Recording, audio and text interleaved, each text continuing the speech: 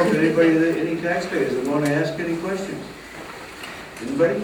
Or do you folks want to give a little overview of when you're thinking of starting and how it works? We don't anticipate doing a lot of home visits probably this fall. We'll probably start in earnest next spring, but we may do some this fall just depending on our schedules. This fall is more about us organizing, collecting the files and trying to create a schedule for us to get out and visit all your properties. And that'll happen over next year once the snow goes, until the snow comes back. We don't do it it's hard to walk around houses with a tape measure and 2 feet of snow, so we won't do that, but I don't know if you want. Yeah, one reason for not doing it in the wintertime is the snow. I think your last reval was CLT that did it. I work in Reval, I'm their assessing agent. I'm going to be doing a review there for the next 4 years. Part of the reason for the review is 2/3 of the pictures in town have 3 feet of snow on the ground and you can't see the house very well. But they did a half decent job. They had one major hiccup in that some of their outbuildings on 600 of the properties were priced wrong, and they refused to fix it. So I have some familiarity with their problems also. So the duties are that you will be going to every property, right? Absolutely. Yeah. And I mean, I don't know what these folks know. Is that to every property or into every house? Yeah, the days of going into every house are gone. We will try, we'll be very nice to people and ask if we can take a look inside because we want to get an idea as to the quality of construction. But we'll respect people when they say no. I'm going to date myself. I went to work for James W. Sewell doing revals back in 1978. And we had a requirement at the time to do interior inspections on 90% of the houses. That requirement slowly went away through the 80s and 90s, and by the time the 2000s hit, you were lucky to get in a fairly small fraction of the houses. But you can tell a lot about a house from the outside. We don't like to peek in windows, and we will not, or will try not. We will, if the owner is home, ask if we can at least peek inside and get a sense for the quality of construction in the house, because we already know the outside, and take it from there.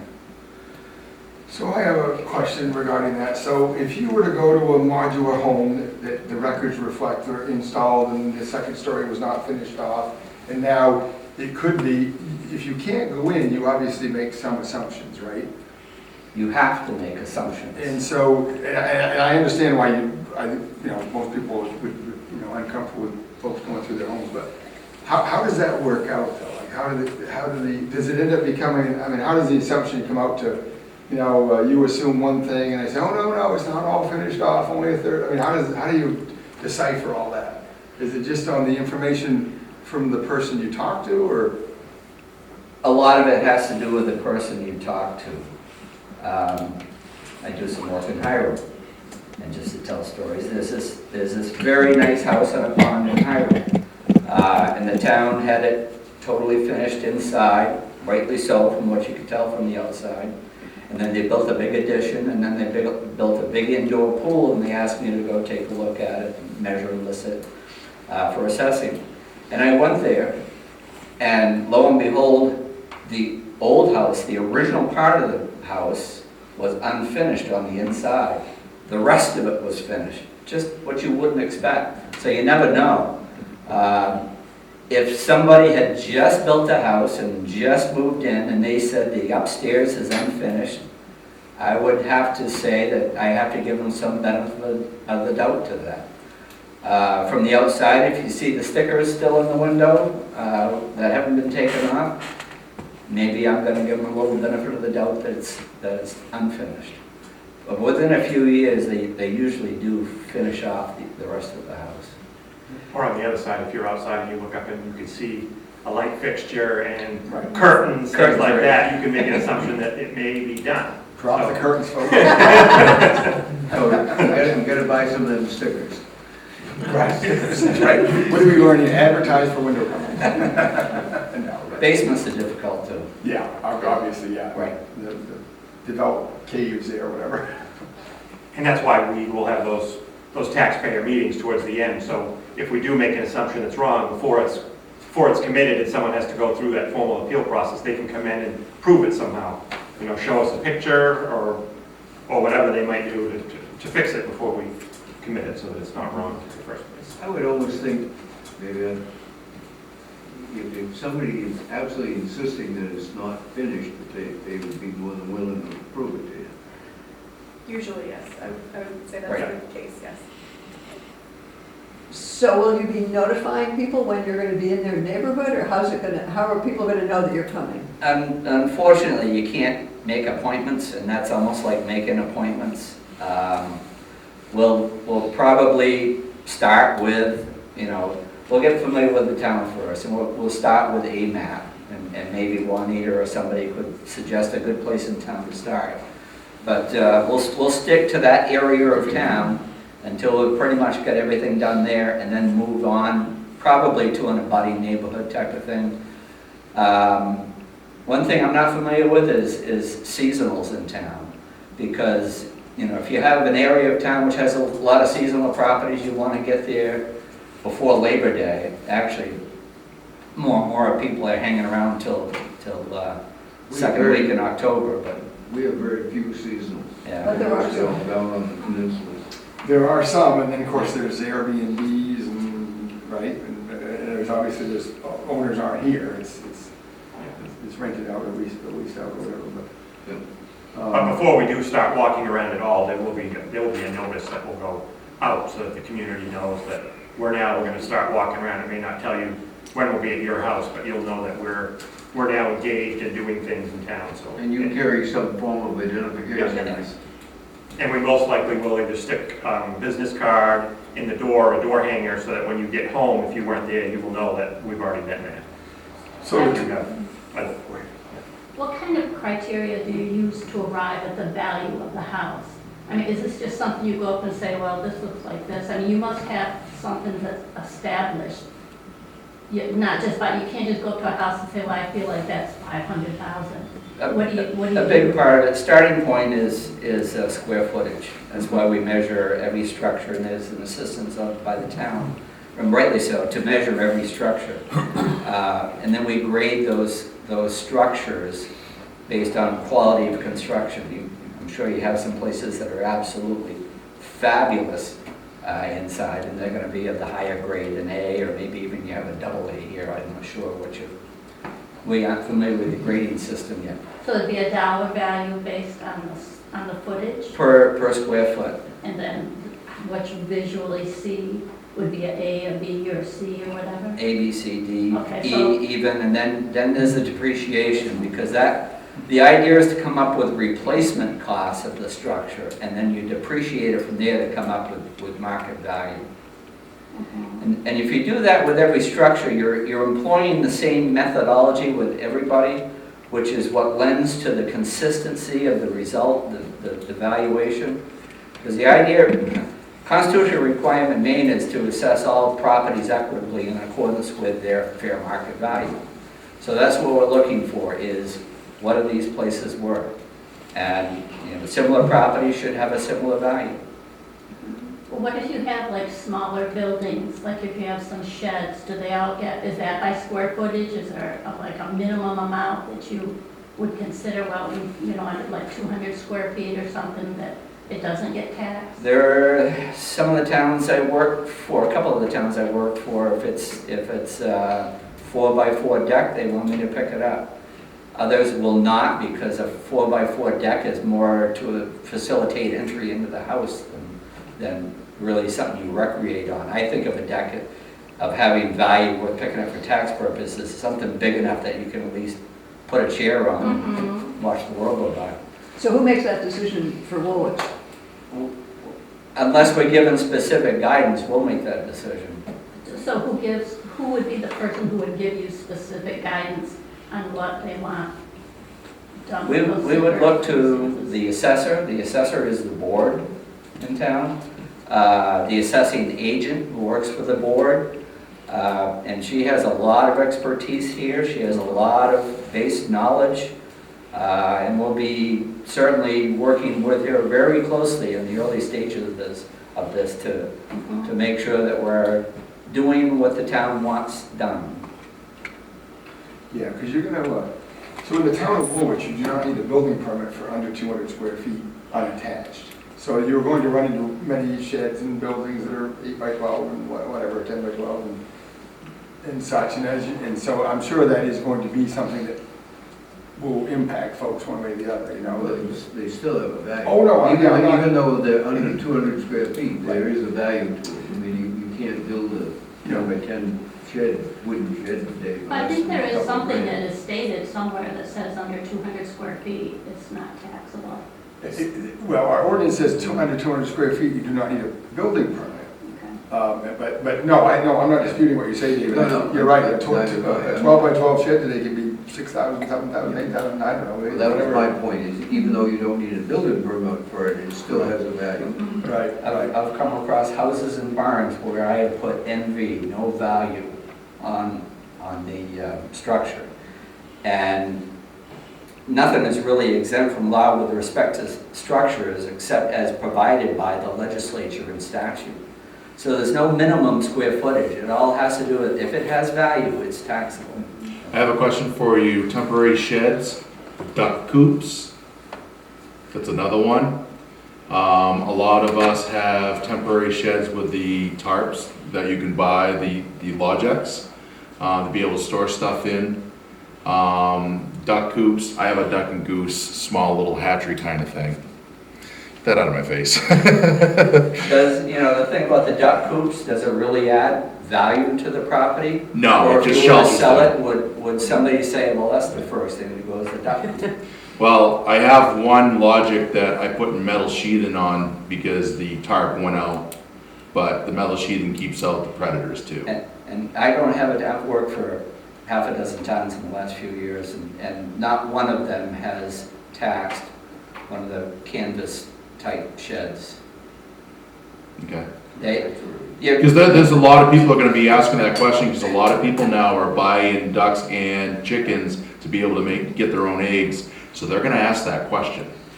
And they're gonna be concerned I about don't that. have a town that wants me to pick up small animal structures, whether it's for Doghouse. chickens, doghouse, goats. They just don't want me doing it because does it really lend value to the real estate No, on the open market? I mean, it has value to you. You have a purpose for it, specific purpose. It means a lot to you. The real estate broker may say, well, if you buy this house, that can go, that type of thing. when you guys do decide to come, someone needs to let us know, so you guys don't get, if you're gonna walk around the property, because we do have geese. Let's mark that card. Geese, dogs, some of my favorite animals, unless I'm assessing. Would you consider value to something like a building that goes over top of a hot tub, like 4 poles and just a roof on it? Would that be considered something that would be? If it's substantial. Usually if it's substantial enough, yes. It's all gonna matter, right? Like, you can have a barn that's very large and caving in, then we're gonna say there's no value left to that, because there's not. But if it's kind of like I wanna say pergola, but not really pergola, you're talking an actual, like, just, If it's a solidly built structure, permanent structure, that will be maintained for long use, we'll probably put a value to it. If it's just one of those pop-up shelters or something, we're not. Right, they also make them with metal tins now, that tin roof that they put on them now. That's all temporary, so that's another, We'll have those discussions with the municipal officials, how much they truly want us to dig down into the details. How are the properties kept these days? Used to be property cards in the old days, and is it online today, this property card? We still use property cards, but they're computer generated now. Okay. And how will this relate, and will those property cards be accessible when it's complete? Property cards are accessible anytime you want to look at them. If you wanted a property record card, and there's somebody in the assessor's office, they could print you out one right on the spot. What And is it'll look that? like just all the old-fashioned cards as well. Okay.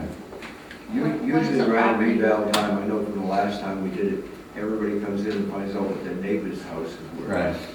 It's all the information pertaining to your property. So dates and construction bills and square footages and land classifications and, I don't know. Picture, it'll have a picture, a drawing of the footprint of your property, it'll say whether it's a garage or porch. That's how we come up with the values originally. That's what we're going out in the field to generate when we're walking around your property. So all of your discoveries and all of the sort of calculations that you do are going to be, the inputs to that are all going to be on the card. That's correct. So that if there's a question like, oh, the second floor isn't finished, that's going to be where it says it's not finished, therefore. Correct. Yeah. And how long is this whole process expected to take? 2 years. 2 years. So the intent is for this to be for the April 1, 2025 tax year. You commit taxes in August, July, September.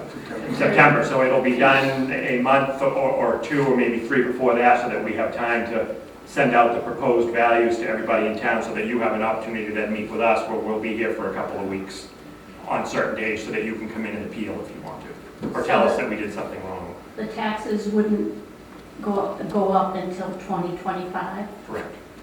If they went up at all, I mean, it's Well, not a how can they guarantee. not go up given We don't make any, the property is increasing? No, that doesn't. you have to understand, we don't make any extra money on this deal. What it is, the town meeting tells us how much money we can spend.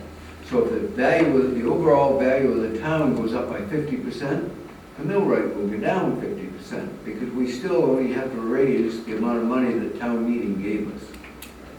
So, Right. Normally, if the reval is done appropriately, a third of the people in the town will see an increase.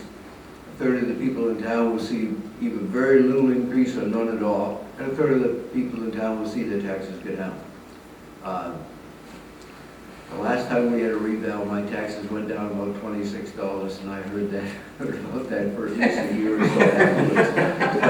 Does that make sense to you? You know, because Somewhat, at yeah. the time I had a fairly I just- new house, so Yeah. my house had been appraised for what it was built for. Whereas a lot of the other towns, the town hadn't done a reval in what, Dale, almost 20 years, Yeah. right, the last time. So, you know, there was a lot of houses in town that were 20 years old that were still assessed at what they were worth 20 years ago. So all of a sudden, everybody with a newer house saw we were paying we were paying more taxes than we should have, because a lot of people still had their 20-year-old assessment, you know. So, you know, it did happen. I don't expect mine to go down this time. Right. Does that make Well, sense? your taxes don't go up proportionally to the increase of the value of your Yeah, property? no, so the best way to do it is to give a quick example. If your home is valued, if the town has your home valued at $100,000 right now, and it's an older home and it's been around for a while, and let's say that it went to $200,000. So if the mill rate is $15, it's $15.40 right now, but let's say it's $15. On $100,000, you're paying $1,500. If it goes to $200,000 value, but then the mill rate drops down, let's say it went down to, I don't know, $10, your tax bill would be $2,000 on the $200,000 value. So you did have an increase because your value went up, but the rate went down. Now, that isn't, Does that happen? does it happen? That the mill rate, is what you're saying, it goes down? Oh, yeah. Oh, yeah, the last time when we had the reval, the mill rate plummeted. Well, it's what David just said, you know, you need this much money, and the rate is this much. If the value doubles, this is really a rough way to say it, but if the value doubles, the rate will be cut in half, right? So the people that are affected is, that, you know, the newer construction, you guys need to jump in on this, but newer construction is valued more modern, if you will, right? And older homes sometimes are undervalued, so the value will go up, but then when the mill rate ultimately goes down, you'll see an increase, a flat, maybe a slight decrease. Some homes will go down, right? I mean, Mill rates are a simple mathematical equation, but you'd be surprised how many real estate agents don't understand the mill rate. The last time we did a reval, we had a lot of real estate agents come in and said, what are you gonna do with the extra money? We're not gonna raise any extra money. We can only raise what the town meeting told us to raise. Mhm. Well, that's good. This is all about fairness. Uh-huh. This is all about fairness, really. You know, if you bought your home last year, you valued it at a much more modern value, right? You're valued at probably what it's valued at. If your home's 30 years old and your neighbor's house is new and it may not be the same value, but you may be way undervalued. And that's what drives this, the sales of homes, that really at much larger prices, right? The last time we had a reval, there was a gentleman on the Kennebec River that had a really nice house, and he had the largest increase of anybody in town. And when he came in to see us, I thought he was really upset. And all he said to us is, I wondered how long it was going to take you people to catch up. Oh, Because he knew that he was paying a lot less than he should have been.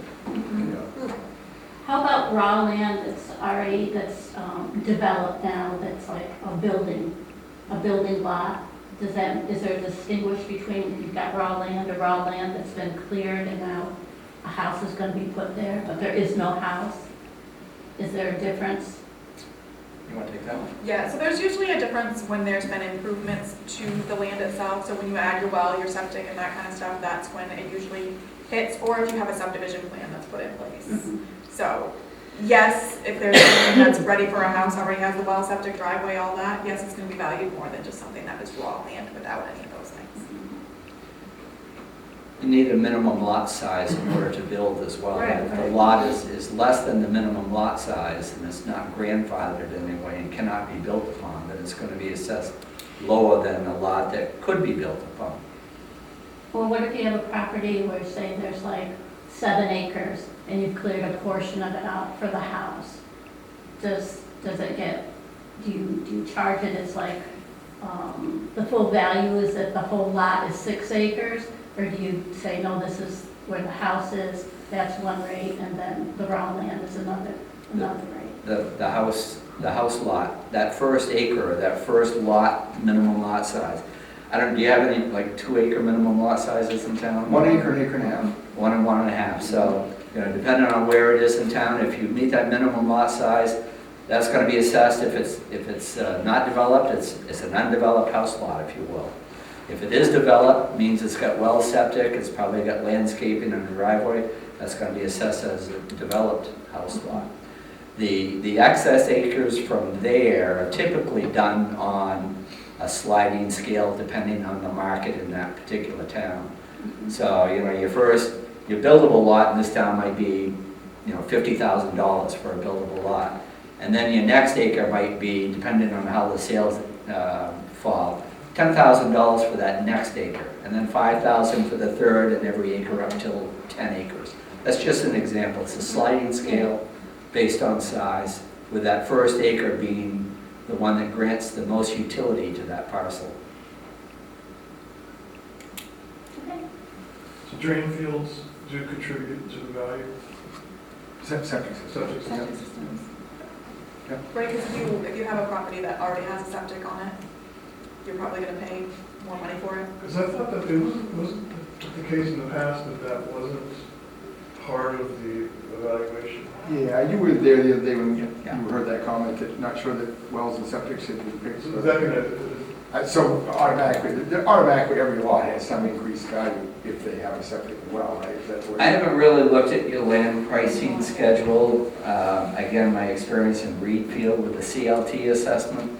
If you've got a 1 acre house lot, it has a base value. If you have a 1 acre undeveloped house lot, it takes the same value in Reedfield. There's no added value for well or septic in Reedfield. That's something the town wants me to correct over the next 2 or 3 years. Yeah. So how do you, real quick on that, I think it's the intention, I don't know, is to correct some of that, right? But how do you factor in the 30-year-old septic versus this fellow has a fairly new, expensive one? How would you even know? Oh, because I did hit it.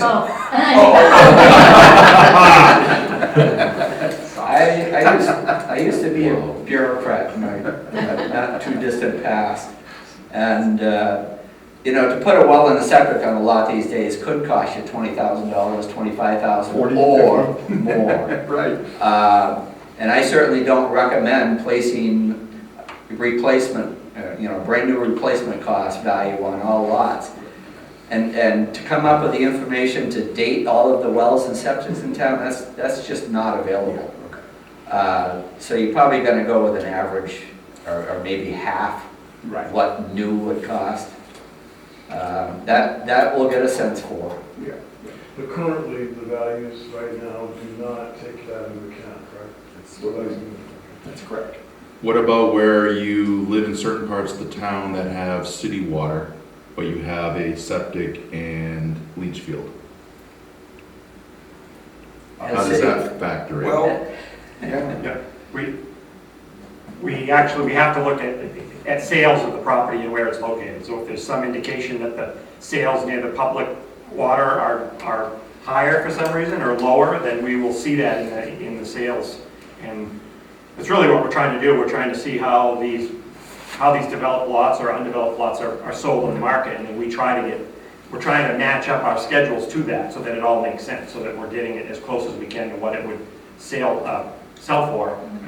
And I have one more question on too, where let's say if you have a piece of your property that has trees that are getting ready to fall, you just clear it, but you don't really build anything on it, you just make it a lawn. Does that also get part of that whole thing? Because it is That's considered just an acreage landscaping. thing. You know, some people like lawns, some like trees, some like gardens. That just goes to the land value. Okay. The improvements we're talking about are well, septic, driveway, things that are. Well, I heard you guys say landscaping part of it, I'm sitting here like, okay, so if I end up doing certain things, is that gonna be factored?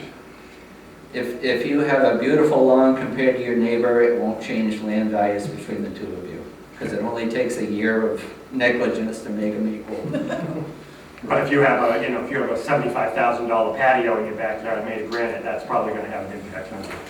Exactly. You have 100 feet of beautiful stone wall, landscape. Yeah, with a fireplace in it, and it's all built permanent, that type of thing. I mean, you sort of said it earlier, you're really just trying to figure out the real value. I mean, the reason this all happens, folks, is because homes sell in Woolwich right now, they've sold for way more than the town has, many of them, but that we haven't valued at. And so that's what triggers this whole thing. And it's beyond our control, really, and it's, if they were selling for a Waller, we would have a reverse problem, right? But we'd still have the same problem. So if your house is valued at 200, they were all selling for 100, we would still be having this conversation. And that's not a Woolwich issue. No. Every town in the state of Maine is struggling with the real estate market, and when is it gonna flatten out so you can make some sense out of it? Of course, we're hoping that within 2 years, things sort of level off and everything makes sense again, instead of these bidding wars on properties. You make a good point. That was a big question at town meeting a year ago. You know, folks said, well, geez, you select board members, you're doing this at the wrong time. It's at the peak. And we're like, well, it isn't going to happen that quick. And we're starting to see clues of some, hopefully, flattening off, right? I mean, things are changing somewhat, but, so I think by the time you're done, it'll be as good as it gets, right? Anybody have anything further? When was the last time this was done here in Woolwich? 2005. We managed to stretch it. You're supposed to do a reval every 10 years, unless you can keep your certified ratio, what you report to the state, at or close to 100%. We're down to what, 60? 75. We declared 75. Well, we declared 75. We declared, We're so actually we're- down to 60 something, and we could declare up to 75. 75. And we were 85 last year, We right? were 85. So we're on So a long basically, way. if you get any kind of a state Exemption, supplied reimbursement, open homestead. space, homestead, That's anything, right. you're only gonna get 75% of it this year. You're not gonna get 100% of it. So Anything you'll the see your state tax bill go up. reimburses us for. That's the carrot and the stick thing. That's how the state keeps us current. If we don't keep it current, they start taking money away from us.